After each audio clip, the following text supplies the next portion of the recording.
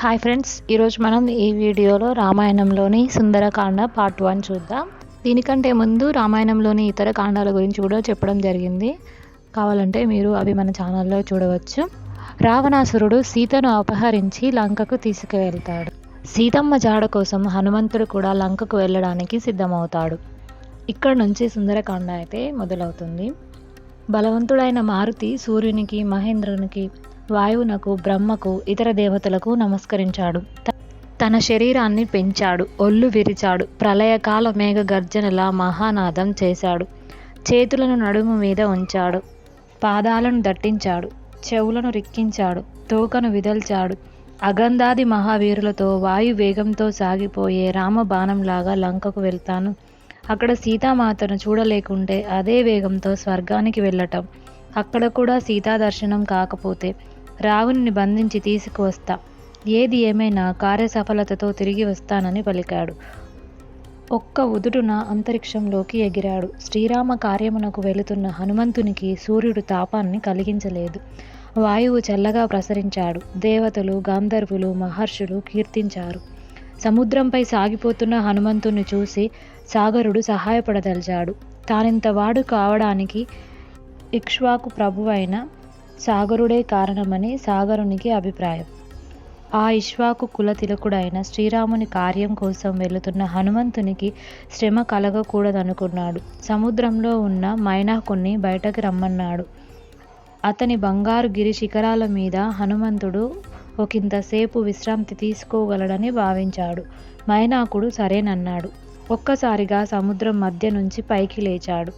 అకస్మాత్తుగా పైకి లేచిన మైనాకుణ్ణి తనకు ఆటంకంగా తలిచాడు మారుతి. తన ఎదతో నెట్టివేశాడు. మైనాకుడు అబ్బురపడ్డాడు. మానవ రూపంలో గిరి శిఖరం మీద నిలిచాడు. సముద్రుని కోరికను తెలిపాడు. హనుమంతుడు మైనాకునితో, నీ హృదయపూర్వకమైన మాటలకు తృప్తిపడ్డాను. ఆతిథ్యం అందుకున్నట్లే భావించు. సమయం లేదు, ఆగడానికి వీలు లేదు అని చెప్పి చేతితో అతన్ని తాకాడు. ఆతిథ్యం గ్రహించినట్లుగా తెలిపి ముందుకు సాగాడు. హనుమంతుణ్ణి పరీక్షించడానికి వచ్చిన సురస అనే నాగమాత అతని సూక్ష్మబుద్ధిని, సమయస్ఫూర్తిని చూసి ఆనందించి ఆశీర్వదించింది. సింహిక అనే రాక్షసి హనుమంతుని మింగాలని చూసింది. కానీ హనుమంతుడే తన వాడి అయిన గోళ్లతో సింహికను చీల్చేశాడు. త్రికూట పర్వతం మీదున్న లంకకు చేరాడు హనుమంతుడు. 100 యోజనాలు ప్రయాణించిన మాత్రమైనా అలసిపోలేదు. శత్రు దుర్భేద్యమైన లంకను చూశాడు. అందులో ప్రవేశించడానికి రాత్రి సమయమే అనుకూలమనుకున్నాడు. అంతవరకు వేచి ఉన్నాడు. రాత్రి కాగానే పిల్లి ప్రమాణంలోకి తన శరీరాన్ని కుదించుకుని లంకలోనికి ప్రవేశించాడు. ఇంతలో లంకా దేవత అయిన లంకిని అతన్ని చూసింది. నీవెవరు, ఎందుకు వచ్చావని నిలదీసింది. యథార్థం చెప్పమని గద్దించింది. తనను కాదని లంకలో ప్రవేశించడం సాధ్యం కాదన్నది. తన చేతితో చావు తప్పదని హనుమంతుణ్ణి బెదిరించింది. హనుమంతుడు, లంకా నగరం అందంగా ఉంటుందని విన్నాను. ఒకసారి చూసి పోవాలని వచ్చాను. చూశాక వచ్చిన దారినే వెళ్తానని చెప్పాడు. లంకిని భయంకరంగా అరుస్తూ తన అరచేతితో హనుమంతుణ్ణి బలంగా కొట్టింది. హనుమంతుడు మహానాదం చేస్తూ ఎడమ చేతితో లంకినిపై ఒక దెబ్బ వేశాడు. శ్రీ అని గట్టిగా కొట్టలేదు, కానీ ఆ మాత్రం దెబ్బకే కూలబడిపోయింది లంకిని. బ్రహ్మవరం జ్ఞాపకం చేసుకుంది. ఒక వానరుడు వచ్చి లంకిని జయించినప్పుడు రాక్షసులకు కీడు ముడుతుందని బ్రహ్మ చెప్పాడు. ఆ సమయం ఆసన్నమైందని హనుమంతుడితో పలికింది. లంకలోకి వెళ్ళమని చెప్పింది. హనుమంతుడు ముఖద్వారం గుండా లంకలోకి వెళ్ళలేదు. ప్రాకారం పైనుంచి దూకి వెళ్ళాడు. అది కూడా ఎడమ పాదం ముందు పెట్టి. శత్రువుల వద్దకు వెళ్ళే సంప్రదాయం కదా, అందుకని. లంకలో ప్రవేశించిన మారుతి చిత్ర విచిత్రమైన ఇండ్లను చూశాడు. సంగీత మాధుర్యాన్ని చవి చూశాడు. వేదఘోషను విన్నాడు. రకరకాల వాళ్ళను చూశాడు. సర్వాంగ సుందరమైన రావణుని భవనాన్ని చూశాడు. ఎక్కడా సీతామాత జాడ కనిపించలేదు. మహాపాశ్వ, కుంభకర్ణ, విభీషణ, మహోదర, విరూపాక్ష భవనాల్ని వెతికాడు. రావణ అంతఃపురంలోకి వెళ్ళాడు. ఎందరో స్త్రీలు చెల్లాచెదురుగా పడుకొని నిద్రపోవడం చూశాడు. ప్రత్యేక శయ్యపై పవలించిన ఒక స్త్రీని చూశాడు. మహా సౌందర్యంతో వెలిగిపోతున్న ఆమె రావణుని భార్య మండోదరి. కానీ హనుమంతుడు సీత అని భ్రమించాడు. సీతామాతను చూశాననుకుని గంతులు వేశాడు. కొద్దిసేపటికే తన ఆలోచన తప్పని గ్రహించాడు. శ్రీరాముని ఎడబాసి సీత ఇలా ఉండగలుగుతుందా అని అనుకున్నాడు. ఆమె సీత కానే కాదని నిశ్చయించుకున్నాడు. ఎక్కడా సీతా జాడ తెలియకపోయేసరికి సీత మరణించిందేమోనని సందేహించాడు హనుమంతుడు. సీత జాడను కనిపెట్టలేకపోయినా తను ఏ ముఖం పెట్టుకొని తిరిగి వెళ్ళాలని బాధపడ్డాడు. అయినా నిరుత్సాహపడకూడదని నిర్ణయించుకున్నాడు. ఇంతవరకు వెతకని ప్రాంతాలకు వెళ్ళాలని తీర్మానించుకున్నాడు. ఎక్కడకు వెళ్ళినా నిరాశే కలుగుతున్నది. సీత కనబడలేదని చెబితే శ్రీరాముడు జీవించడు, అతడు లేక లక్ష్మణుడుండడు. వీరి మరణ వార్త విని భరత శత్రుఘ్నులుండరు. పుత్రుల మరణాన్ని తట్టుకోలేక కౌసల్య, సుమిత్ర, కైకేయి తనువులు చాలిస్తారు. ప్రియమిత్రుణ్ణి వీడి సుగ్రీవుడు బతకడు. దానితో రుమ, తార, అగంధుడు మిగలరు. అది చూసి వానర జాతి ఈ లోకాన్ని వీడుతుంది. ఇందరి మరణానికి కారణం కావడం కన్నా ప్రాయోపవేశం చేయడం, ప్రాణాలు వదలడమే మంచిదనిపించింది మారుతికి. కానీ తర్కించి చూస్తే ఆత్మహత్య కన్నా బతికుండడమే ఎన్నో విధాల ఉత్తమమనిపించింది. చచ్చి సాధించేదేమిటి? బతికితే సుఖాలను, శుభాలను పొందవచ్చు. బతికి ఉన్నవాళ్ళు ఎన్నడైనా కలుసుకోవచ్చు. అందుకే ప్రాణాలను నిలుపుకోవాలని నిర్ణయించుకున్నాడు. అప్పటి వరకు వెతకని అశోకవనంలోకి వెళ్ళాలనుకున్నాడు హనుమంతుడు. సీతారామ లక్ష్మణులకు, రుద్ర, ఇంద్ర, యమ, వాయుదేవులకు, సూర్యచంద్ర మరుద్గుణాలకు నమస్కరించాడు. అశోకవనంలోకి అడుగుపెట్టాడు. ఇంద్రుని నందనవనంలాగా ఉంది అశోకవనం. అనువనువునా వెతికాడు హనుమంతుడు. ఎత్తైన శింషుపా వృక్షాన్ని ఎక్కాడు. దాని కింద మాలిన వస్త్రాలను కట్టుకొని ఉన్న ఒక స్త్రీని చూశాడు. ఆమె చుట్టూ రాక్షస స్త్రీలు ఉన్నారు. ఆమె కృషించి ఉంది, దీన వ్యవస్థలో ఉంది. ఆమె సీత అనిపించింది హనుమంతునికి. ఆమె ధరించిన ఆభరణాలను చూశాడు. రాముడు చెప్పిన వాటితో సరిపోలాయి. ఋష్యముఖ పర్వతం మీద పడిన ఆభరణాలు ఆమె శరీరంపై కనిపించడం లేదు. వీటన్నిటినీ దృష్టిలో పెట్టుకొని ఆమె సీత అని ధృవపరుచుకున్నాడు. ఆ వృక్షంపైనే ఉండిపోయాడు. సీతాదేవిని చూడగానే హనుమంతునికి కనుల నిండా ఆనందాశ్రువులు జారాయి. శ్రీరాముని స్మరించుకొని నమస్కరించాడు. వేకువజాము అయింది. వేదఘోషలు వినబడుతున్నాయి. నిద్ర లేచిన రావణుడు అశోకవనం వైపు అడుగులు వేస్తున్నాడు. సుగంధ తైలాలతో తడిసి ఉన్న కాగడాలను ధరించిన స్త్రీలు ముందు నడుస్తున్నారు. రావణుడి తేజస్సు చూసి ఆశ్చర్యకితుడయ్యాడు హనుమంతుడు. సీత దగ్గరకు వచ్చి రావణుడు నాయనా భయనా సీత మనసు మార్చే ప్రయత్నం చేశాడు. కానీ ఎలాంటి ప్రలోభాలకు తాను లొంగనని సీత తేల్చి చెప్పింది. శ్రీరాముని నుంచి తప్పించుకోవడం సాధ్యం కాదని హెచ్చరించింది. రావణునిలో ఆవేశం పెల్లుబింకింది. 2 నెలలు గడువు విధించాడు.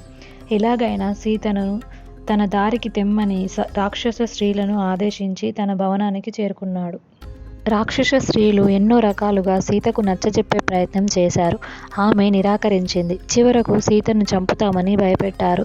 ఈ దుఃఖస్థితికి సీత ఎంతో విలపించింది. శ్రీరామునికి దూరమై బతకడం కన్నా శరీరాన్ని విడవడమే మేలనుకున్నది.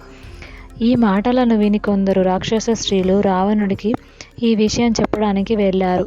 ఇంకొందరు తక్షణమే సీతను బంధించగలమన్నారు. అంతవరకు నిద్రించిన త్రిజట అక్కడే మేల్కొంది. త్రిజట విభూషణి కూతురు. రాక్షస స్త్రీలను ఆదలించింది. తనకు వచ్చిన కలను చెప్పింది. 1000 హంసలతో కూడిన పల్లకీ మీద లక్ష్మణుడితో శ్రీరాముడు కూర్చున్నట్లు చూశాను. సముద్రం మధ్య ఒక తెల్లని పర్వతం మీద సీత కూర్చోవడం చూశాను. నూనె పూసిన శరీరంతో రావణుడు నేల మీద పడి ఉండడం చూశాను. ఒక నల్లని స్త్రీ శరీరమంతా బురద పూసుకుని ఎర్రని వస్త్రములు కట్టి రావణుని మెడకు తాడు కట్టి దక్షిణం వైపుగా ఈడ్చుకు వెళ్ళడం చూశాను. వరాహం మీద రావణుడు, మొసలి మీద ఇంద్రజిత్తు, ఒంటె మీద కుంభకర్ణుడు దక్షిణ దిశగా వెళ్ళడం చూశాను. లంక చిన్న భిన్నం కావడం చూశాను అన్నది. స్వప్నంలో విమాన దర్శనం కావడాన్ని బట్టి సీత కోరిక సిద్ధిస్తుందని, రావణునికి వినాశనం తప్పదని, శ్రీరామునికి జయం కలుగుతుందని చెప్పింది. ప్రాణత్యాగానికి సిద్ధపడ్డ సీతకు శుభశకునాలు తోచాయి. చెట్టుపైన ఉన్న హనుమంతుడు సీతాదేవిని ఎలా కాపాడాలో అని మదనపడుతున్నాడు. రామకథ గానమే సరైన మార్గమని ఎంచుకున్నాడు. సీతాదేవికి వినపడేటట్లు రామకథను వర్ణించాడు. సీతాదేవి అన్ని వైపులా చూసింది. చెట్టు మీదున్న హనుమంతుని చూసి ఆశ్చర్యానికి లోనైంది. హనుమంతుడు చెట్టు దిగి నమస్కరించాడు. అమ్మ, నీవెవరు? ఒకవేళ సీతాదేవివే అయితే శుభమగుగాక. దయతో విషయాలు చెప్పుమని ప్రార్థించాడు. తనను సీత అంటారని తెలిపిందా సాధ్వి. తన వృత్తాంతమంతా వివరించింది. హనుమంతుడు తాను శ్రీరామదూతనని చెప్పుకున్నాడు. దగ్గరగా వస్తున్న మారుతిని చూసి రావణునిగా అనుమానించింది సీత. నిజంగా రామదూతవే అయితే రాముణ్ణి గురించి వినిపించమంది. సీత కోరిక పైన హనుమంతుడు రాముని రూపగుణాలను వివరించాడు. శ్రీరాముని ముద్రికను సమర్పించాడు. దాన్ని చూసి పరమానంద భరితురాలైంది సీత. తన దైన్యాన్ని వివరించి శ్రీరాముణ్ణి త్వరగా లంకకు వచ్చి రాక్షసుల చెర నుండి తనను విడిపించమని మారుతితో చెప్పింది. అంతదాకా ఎందుకు, తన వీపు మీద కూర్చుంటే తక్షణమే శ్రీరాముని సన్నిధికి చేరుస్తానన్నాడు హనుమంతుడు. ఇంత చిన్నవాడివి ఎలా తీసుకువెళ్ళగలవని ప్రశ్నించింది సీత. హనుమంతుడు తన విశ్వరూపాన్ని ప్రదర్శించాడు. సంతోషించింది సీత. అయినా హనుమంతునితో వెళ్ళడానికి నిరాకరించింది. పరపురుషుని తాకనన్నది. శ్రీరాముడు రావణుణ్ణి సంహరించి తనను తీసుకువెళ్ళడమే ఆయన స్థాయికి తగినదన్నది. అమ్మ, నా వెంట రావడం నీకు అంగీకార యోగ్యం కాకుంటే శ్రీరాముడు గుర్తించగల ఏదైనా ఆనవాలు ఇమ్మని హనుమంతుడు అడిగాడు. తాను అనుబంధానికి గుర్తుగా కాకాసురుని కథ చెప్పింది. కొంగుముడి విప్పి అందులో దివ్య చూడామణిని హనుమంతుడికి ఇచ్చింది. సీతాదేవి దర్శనంతో ప్రధాన కార్యం ముగిసింది హనుమంతుడికి. రావణుడు అతని సైన్యపు శక్తి సామర్థ్యాలను కూడా తెలుసుకోవాలనిపించింది. అందుకు అశోకవనాన్ని ధ్వంసం చేయడమే మార్గంగా భావించాడు. అనుకున్నంత చేశాడు ఆ కపివీరుడు. రాక్షస స్త్రీలు పరుగు పరుగున వెళ్ళి లంకేశునికి ఈ విషయం చెప్పారు. రావణుడు 80,000 మంది రాక్షసులను పంపాడు. హనుమంతుడు వాళ్ళని మట్టుపెట్టాడు. తన పైకి వచ్చిన జంబూమాలిని, మంత్రి మరియు పుత్రులు 7గురిని, రావణుడు సేనాపతులు 5గురిని, అక్షకుమారుణ్ణి అంతమొందించాడు. చివరికి ఇంద్రజిత్తు బ్రహ్మహస్త్రాన్ని ప్రయోగించి హనుమంతుణ్ణి బంధించాడు. బ్రహ్మవరం చేత అది హనుమంతుని మీద క్షణకాలమే పనిచేస్తుంది. అయినా తాను దానికి కట్టుబడి ఉన్నట్లు నటించాడు హనుమంతుడు. రావణుని ముందు ప్రవేశపెట్టారతన్ని. రావణుడు అడగగా తాను రామదూతనని చెప్పాడు. శ్రీరాముని పరాక్రమం ఎలాంటిదో సభాముఖంగా చాటాడు. సహించలేని రావణుడు హనుమంతుణ్ణి చంపమని ఆజ్ఞాపించాడు. దూతను చంపడం భావ్యం కాదన్నాడు విభీషణుడు. ఇతర పద్ధతుల్లో దూతని దాడి చేయవచ్చన్నాడు. హనుమంతుని తోకకు నిప్పంటించి లంకంతా కలయదిప్పమన్నాడు రావణుడు. బట్టలతో హనుమంతుని తోకను చుట్టాడు. నూనెను పూశాడు. తోకకు నిప్పు పెట్టి ఊరంతా ఊరేగిస్తున్నారు. హనుమంతుడు ఒక్కసారిగా ఆకాశంలోకి ఎగిరాడు. విభీషణి భవనం తప్ప లంకంతా నిప్పు పెట్టాడు. అందుకే చూసి రమ్మంటే కాల్చి వచ్చాడనే సామెత పుట్టింది. లంకలో హాహాకారాలు మిన్నుముట్టాయి. లంకను కాల్చాక హనుమంతుడు సముద్రంలో తోకను చల్లార్చుకున్నాడు. తోకతో పాటు ఆయన కోపం కూడా చల్లారింది. తాను తప్పు చేశాననుకున్నాడు. కోపం ఎంతో అనర్థదాయకమనుకున్నాడు. లంకంతా కాలి సీతామాత కూడా కాలిపోయి ఉంటుందని బాధపడ్డాడు. వచ్చిన పనిని చేజేతులారా పాడు చేసుకున్నందుకు తనను తాను నిందించుకున్నాడు. కానీ ఎక్కడో చిన్న ఆశ. తన తోకనే కాల్చని అగ్నిదేవుడు పరమ పూజ్యురాలైన సీతను దహిస్తాడా అని ధైర్యం తెచ్చుకున్నాడు. ఇంతలో సీత క్షేమంగా ఉందని చరణుల ద్వారా తెలుసుకొని చాలా సంతోషించాడు. సీతమ్మ దగ్గరికి చేరి పాదాభివందనం చేశాడు. ఆమె అనుమతితో తిరిగి ప్రయాణమయ్యాడు. అరిష్టం అనే పర్వతాన్ని ఎక్కాడు. అక్కడి నుంచి ఆకాశంలోకి ఎగిరాడు. మధ్యలో ఆత్మీయపూర్వకంగా మైనాకుడిని తాకి వేగంగా ప్రయాణం కొనసాగించాడు. మహేంద్రగిరికి చేరుకోబోతుండగా మహానాదం చేశాడు. జాంబవంతుడు దానిని విని పొంగిపోయాడు. హనుమంతుడు విజయుడై తిరిగి వస్తున్నాడని వానరులకు తెలిపాడు. హనుమంతుడు మహేంద్రగిరి శిఖరం మీద అడుగుపెట్టాడు. వానరులంతా చుట్టూ చేరారు. పెద్దలకు నమస్కరించాడు హనుమంతుడు. చూశాను సీతమ్మను అని ప్రకటించాడు. అందరూ ఆనందించారు. లంకా ప్రయాణ విశేషాలను వారికి వివరించాడు ఆ మారుతి. అగంధుడు, ఓ వీరులారా, సీతాదేవి జాడ తెలిసిన తర్వాత కూడా ఆమె లేకుండా శ్రీరాముని దగ్గరకు వెళ్ళడం సబబు కాదు. లంకకు వెళ్ళి రావణుని చంపి సీతను తీసుకొని శ్రీరామునికి వద్దకు వెళ్దామన్నాడు. జాంబవంతుడు అగంధుడి మాటలను ఖండించాడు. శ్రీరామ సుగ్రీవులు సీతను చూసి రమ్మన్నారే కానీ తీసుకురమ్మనలేదు. పైగా రావణుణ్ణి సంహరిస్తారని శ్రీరాముడు ప్రతిజ్ఞ చేసి ఉన్నాడు. దానికి భంగం కలగనీయకూడదు. అందరం వెళ్ళి జరిగిన విషయాలను నివేదిద్దామన్నాడు. దారిలో అందరూ మధువనంలోకి వెళ్లారు. తేనెలు తాగారు. మధువనాన్ని ధ్వంసం చేశారు. మధువనం సుగ్రీవుని రక్షణలో ఉంది. అతని మేనమామ దధీముఖుడు దాన్ని కాపాడుతున్నాడు. వానరుల దాటికి దధీముఖుల గాయాలు పాలయ్యారు. వెంటనే వెళ్ళి సుగ్రీవునికి ఈ విషయం చెప్పాడు. ఇదంతా శుభసూచనంగా భావించాడు సుగ్రీవుడు. అంగద, హనుమదాదులు శ్రీరాముడు సుగ్రీవుడున్న చోటికి చేరారు. హనుమంతుడు శ్రీరామునికి సాష్టాంగ నమస్కారం చేశాడు. చూశాను సీతమ్మను అని చెప్పాడు. రామలక్ష్మణుల ఆనందానికి అంతులేదు. సీత ఇచ్చిన చూడామణిని శ్రీరామునికి సమర్పించాడు హనుమంతుడు.